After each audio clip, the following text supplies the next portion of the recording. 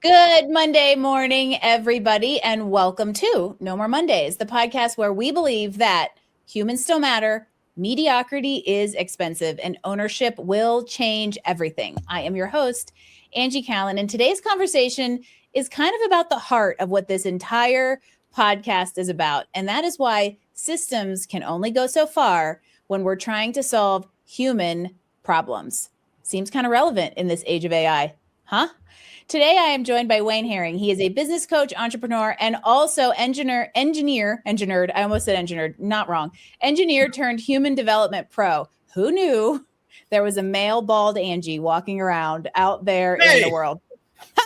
Wade is the founder of Business Builder Camp, where he works with entrepreneurs and leaders who want to grow successful businesses without losing themselves in the process. Woo-hoo! And what I love about his perspective is that he blends the analytical thinking of a former engineer with some of my also favorite things: self-awareness, perspective, connection, and most importantly, community. And so today we're going to talk about why systems alone don't solve human problems and why ambitious people and leaders often miss that fact. So tune in because we're about to give you some wisdom for not just leadership, but life. Wayne, welcome to No More Mondays. Thanks for having me. I am excited because Wayne is from the Unconference family. For those of you that listen regularly, we travel in pods, and we initially bonded when we met in person at the Unconference, and quick because we were the two people probably wearing flannels in the room, because we're both outdoorsy people. And then we started realizing that we have, like, I live and Wayne has a love of Colorado, even down to the very little place where I live. He's in Pennsylvania, lives in Pennsylvania where I am from. And then we're like, wait, I was a civil engineer. He is a civil engineer. And now we both do coaching. So it is, and here comes my first question, Wayne, because a lot of people, when I tell them I'm a former engineer who loves people and translated that into coaching, go, that's really weird. How does an engineer become a coach? And so, Wayne, how does an engineer become a coach? It is funny. When I first started coaching, by the way, because this is what I knew, I had some tablets made up with my logo on the top that were engineering paper because I was just so used to writing on engineering paper. And it said on there, an engineer who loves people. That was a long time ago, but what? It was. You mean somebody coined that before me? I'm mad, but also I love engineering paper so much that I will only buy dot journals because they are the closest thing to it. They're close to it. Yeah, you'd have to get your own tablets from it. So so I got so excited about that. The question: How does an engineer become a coach? How does an engineer become? People ask me this all the time. They're like, "That's really weird. How does an engineer become a coach?" I don't know if I was a good engineer or a typical engineer. When I lived and worked in the town where you now live in Glenwood Springs, I was working in construction, project management, sales, and so I worked with a lot of people. I went to that very quickly when I moved to Colorado. I got out of the office. I didn't want to be in the office doing calculations, so I became the guy out because I was willing to do that. I like it and I embrace it. And so when I came back home to Pennsylvania here, for family reasons, I joined an engineering consulting firm, and it was really hard. It was, people there loved doing their boring logs because I'm a geotechnical engineer, soils, rock, and I didn't. I just could not handle the not being out, not talking to people. And so the intermediate step between engineering and coaching was I went to go work for a family business. I worked with my dad, and he had started a business. I came in kind of halfway through his journey with that and worked with him for 9 years, sold it. But I met a coach. I'd never heard of coaching. I'd never heard of sales training. We didn't do things very much like that in engineering world. And so I met a Sandler sales trainer / executive coach, success coach named Warren Lewis. And he is my mentor. I give him all the credit in the world for anything that I've done right. And if I did things wrong, it's certainly because I wasn't listening to what he told me to do. And he became a mentor, Angie, and I fell in love with personal development and organizational health and business growth through working in that family business with dad and leading the sales team. But a lot of it had to do with Warren being a mentor. And so when we sold the company, when we sold dad's company, and I was at that time also had started an organic farm. And so there was more things going on. And I had traveled for many years building dad's business. I did not want to go on with the acquiring company. And I thought, what am I going to do to pay the bills? And I thought I really want to be like Warren Lewis. And I asked him if he thought I could do it, was actually the first question. And then there were more how questions after that, but he became my mentor, and it was kind of a master apprentice kind of thing. So the short answer to that is it doesn't happen overnight. An engineer does not become a coach overnight, because in a way there's some similar, I have some parallels. First, a relocation really woke me up to the fact that engineering, actually probably the real answer to how an engineer becomes a coach is we never should have studied engineering in the first place. But in a lot of ways, I'm glad I did. Yeah. But for me, moving was a part of the wake-up call. And there was also a transition period in there where I got exposed to small business and the entrepreneurial spirit started to spark. And I have long said something that I have yet to be proven wrong, and you very much prove right. And that is that people who go into engineering but are equally brained tend to make very good entrepreneurs, because there is the ability to analyze, problem solve, be good at numbers in business. But what we don't get in engineering is the creative, the connection, and the community, and entrepreneurship often gives us that. And so I'm curious where you've seen the engineering piece really shape your approach to business and entrepreneurship. Yeah, it's not something I think about consciously very often, but what you just said certainly makes sense about the right brain, left brain thing. Engineering and coaching, you and I were talking a little before we got started here, before go time, about an event that I just held. And I think that part of how an event like that comes together for me is following an engineering type process. Mm-hmm. Like I'm thinking ahead of time of the project completion date, which is when everybody is leaving and waving, and I'm thinking about the experience. And I often know, kind of from a sequence point of view, what are the things I have to have in place by this date in order to hit that deadline, and then by this date. So in that way it comes in. The other thing is I use with my clients we have them create a plan, and I'm not the one who came up with the idea of having a one-page plan or having that in a place where you can see it, but we use a business builder plan, and it looks somewhat like a construction drawing. And I use that analogy a lot. Like when you're building a business, it's a lot like building a building or road or whatever. It's just that you're using different tools in order to build it, right? So yeah, there's this idea of end in mind. And I think that is relevant to business, right? When you build a business, you want to, theoretically, you're building with the end in mind, quite literally down to what is the succession plan? Is my goal to sell it? Is my goal to own it and operate it forever? Is my goal to pass it down? Whatever. That I think is something that we lose sight of. But you said you had a little word when you were describing the rendezvous. That is what the event was called. Everybody, we are fully into shameless promotion around here, Wayne. So the rendezvous just wrapped, and it's the experience. And I think what's interesting is the ability to see an end, or the project management mindset allows you not only to work on the logistics to make sure it all is seamless from a coordination standpoint, but also thinking about the human experience that somebody's going to have in the moment. And in a way, as weird as it sounds, engineering that or curating that with enough intentionality, but knowing where just the raw humanness needs to come in and finding a little bit of that balance. Mm-hmm. Yeah, well, sure. Yeah, and actually engineering, now that you say it, right, the reason to create engineering works to the human built environment is for human experience. Like you're right, very much so. Well, there's no reason to build a bridge if it's not going to be used generally by humans to go from one side of something to the other, or to get animals from one side to the other, so that we don't hit them on the road. But we have those here, by the way. That is what Wayne. I know you do. That's what I was thinking of. Colorado and I-70 and animal byways. Yeah. It has drastically reduced roadkill. We just took a morbid turn. But I like this point because also random segue, the software engineering industry missed that mark, right? Because it is perceived to be cheaper to build software than it is a bridge. They'll just build for building's sake versus building with the human in mind. And it's a good point to start thinking about this idea that we can't forget the human within these systems.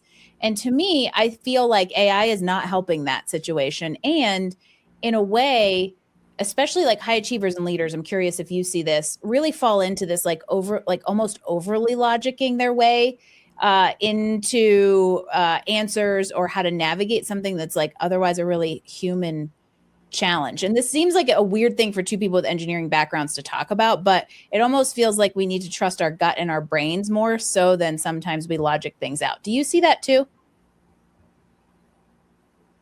Yeah, I think that so part of the work I do with people, especially when you're talking about business owners, is to help them get present to the other human, which is I think what I hear you doing. We think so much about systems and processes when really, if I could really get my head and heart engaged with this other human that's in a role in the company, when I like think of them and put myself in their place, then sometimes answers become more clear, or what kind of help they need to be able to do their job becomes more clear. So yes, I certainly think about that. Human. I'll often draw. I can't draw. My daughter's an artist going to art school. I draw stick figures, right? But so I draw a stick figure and label it with somebody's name, and then I say, let's think about them, like, and what are they doing right now, and where are they at, and what do you hope they're doing in your company? Well, and I think that you just made the point that, if I wanted to just say outrightly, a lot more business problems are human problems than we give them credit for being, or than how we approach it, right? Even as a solopreneur, a lot of times we as an individual are the human problem in our business, but we don't triage things that way. Sure. Yeah, no, without a doubt. How do we get better at that? Well, I was going to say, except to the degree, that here's where the thing, AI, Chat GPT or Claude, and generating long thinking documents, I don't know that is actually as helpful as it seems to be, because we generate these long documents of all the stuff that our human brain can't even wrap itself around. However, I do think, like, I was just looking at something about lead generation, lead follow-up, and some of these tools that are going to automate the follow-up process, or make sure that things don't fall through the cracks. Those are important, or those are important because they're available. I'm not sure that our world is better for them being available, but they are, and so therefore those do actually save some time. Use them. Yeah, they save time, and I think they help things to not fall through the cracks, which then allows people to be more human and allows them to spend their time not trying to remember who I was supposed to talk to or whatever, but actually talking to those people. So. Yeah, you bring up something that I talk about this a lot, and my phrase is like AI enabled human on purpose, right? We still want to be a purposeful human working in a purpose, on purpose. But AI can enable us to do things as long as we don't hide behind it as a productivity trap, I think is a good word. Sure. Because as somebody who processes out loud, I have many of those things you referred to, Wayne, as the giant AI thought partner brain dumps that can easily become the looped suck they want you to be in, or become this never-ending stream of ideas that you can constantly just be building instead of selling, or just constantly in strategy mode, which then flips us on the reverse of, were you working in your business or on your business, or you always just working on your business, so you never get down to brass tacks. And so I think that's where we have to be cautious of not hiding behind some of these tools as a way to, whether it's conscious or subconscious, keep us from the real work and the real problem solving and the real human stuff. Yeah, absolutely. without doubt. So I guess so at the rendezvous, what is just because you were surrounded and with a whole group of business, owners, Mm-hmm. what are the kind of human problems you see us business owners really struggling with right now? Yeah, and just paint the picture for anybody listening. Shameless promotion, as you said. But I was going to make him do it sooner or later, y'all.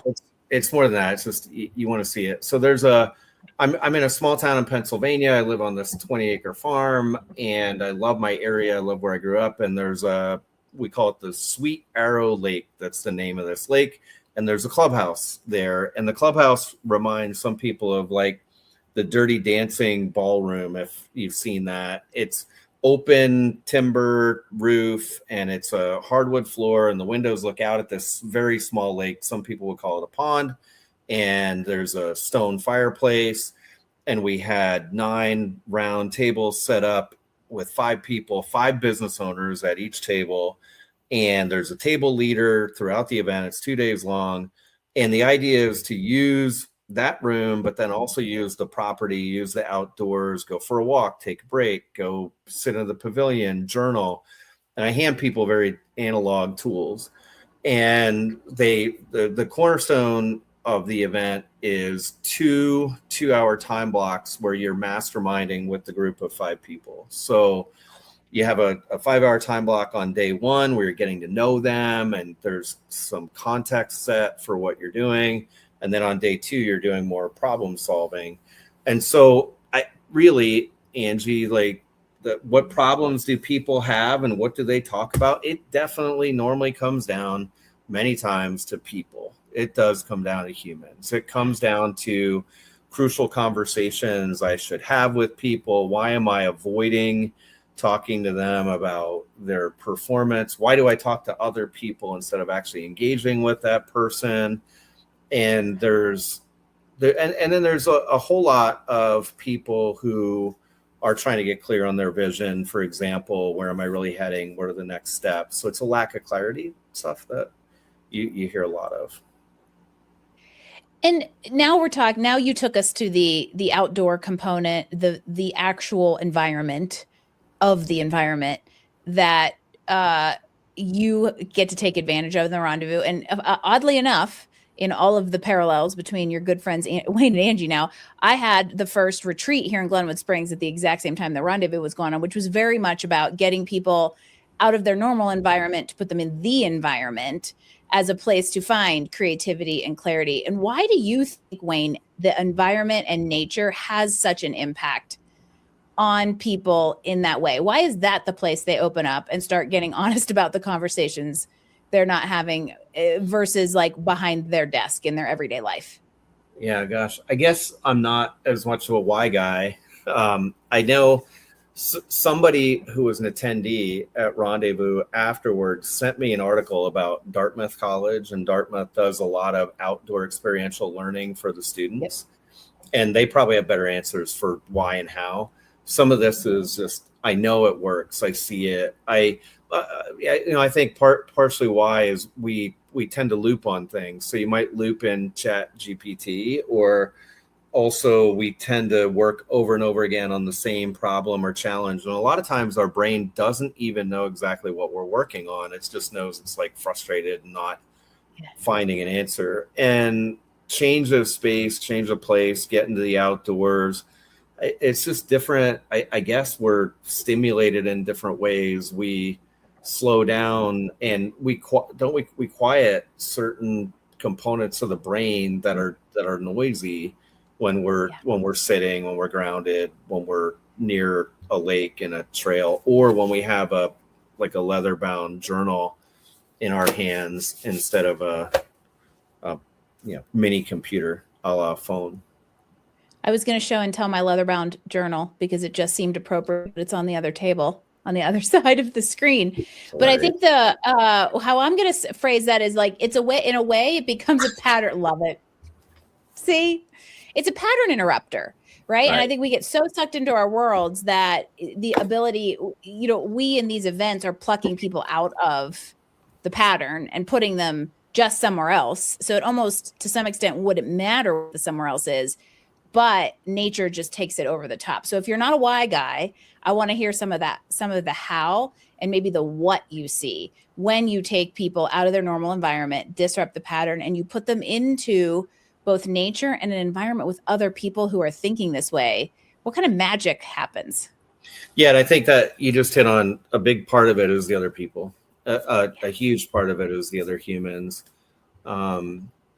There's a book by Nancy Klein called Time to Think, and it's about, a lot of it is about time to think, but it's processing out loud with other humans and speaking to them. So yeah, the magic I see is people walked out of that clubhouse and they went down the little trail, and there's a very small waterfall with some picnic tables, and you say, okay, you got 2 hours and you're going to help each other. And part of the context I set is I want you to listen really closely to what other people are saying and make notes on what they're saying, so that when they ask for help with their problem, you're able to look at those notes. And you have people come in from those round tables and they say things like, I feel like I've not been seen in this way, or I haven't been heard in this way, at least not in a long time. And a lot of times people will say something that was frustrating me just by giving voice to it. Like I answered my own problem, or I answered my own question, or I saw. It's not, I don't think we have huge breakthroughs. Epiphanies is a word that gets used a lot in personal development and coaching. I don't know if people really have a lot of epiphanies. Like it might feel like that, but they certainly get a lot of like small next steps. What's a crucial conversation I can have with somebody? What's a request? That's a big thing. What's a request I can make from somebody else to get some help? So they see possibilities in a lot of that. And I think so often we feel like we have to shoulder everything ourselves. And when you are outside and with other humans like that, it becomes obvious, like, I should hire somebody to cut my grass. Like that's the answer. That had nothing to do with business. It's just, I should hire somebody to cut my grass and then leave. Will give me more time, for example. That's some of the stuff I see happening. A lot of the times it's simpler than we make it. We like to complicate things. And I love what you just said about an epiphany, because in a way, I think in professional development and even in business and entrepreneurship, we put this pressure on the unlock. What's the aha moment?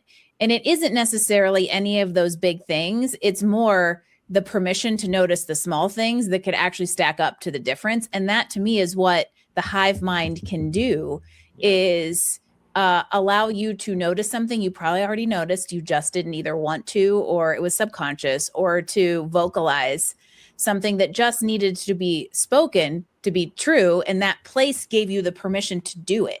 And that's what's so cool. The power of the group is amazing. No matter whether you're in business or you're leading a team or just kind of in life, we're not really meant to do any of this alone. Humans are curious, community-based creatures. Yeah. And if there's one thing I think we want to give you permission to do, it's go find the communities that allow you to open up and have these small realizations that can stack. Yeah, no, for sure. Yeah. Doesn't always take an epiphany. Small changes is usually stickier. What's that whole cold turkey thing back in the day about smoking? It's interesting here. And it's, we're both talking so soon after these events that it's what's fresh in our mind. But I also think it's kind of cool because it's a unique thing that we both just got to do. I was fascinated. There was also a sense of pride, but I was fascinated with the speed at which people got comfortable with each other and were willing to trust the environment and the space to have those open up conversations. Mm-hmm. Yeah, for sure. I've been gathering groups like this, Angie. 2018 is the first time we did one of these gatherings. And that particular gathering was at a house in Gettysburg, Pennsylvania. And I had 8 business owners around a table. And I had put together a 3-ring binder of the stuff I wanted to teach and exercise. Why are you laughing? How And much of it did you use? none. Page one. I mean, maybe the name. So as soon as they started talking and they understood that they are in similar situations, I just had to like help facilitate a little bit, but everything just went. So I think there's a transference of trust. Angie gathered those people together. Wayne gathered the 45 people that were together, and they've talked to me enough that I'm grateful for the trust they put in me, and they quickly put that in each other too. Yes.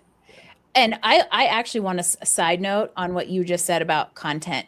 You would be surprised how when you have the right group of people together who build that quick rapport and trust because of the reason they're all there and the common trust they've given to the person organizing it, you actually don't need a lot of content. The container will create the content.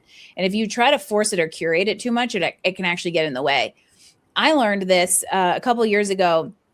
I did my like first big team facilitation with a group of like an actual like corporate team of 7 executives, and I didn't have a giant binder, but I had the whole schedule curated. We were going to do the marshmallow toothpick things for an hour and 20 minutes. And then we were going to do this activity, this activity, this activity. And then we were going to come back on day 2 and do this activity. We didn't get past marshmallows and toothpicks before I had to burn the whole plan and rework and really adapt is as a facilitator.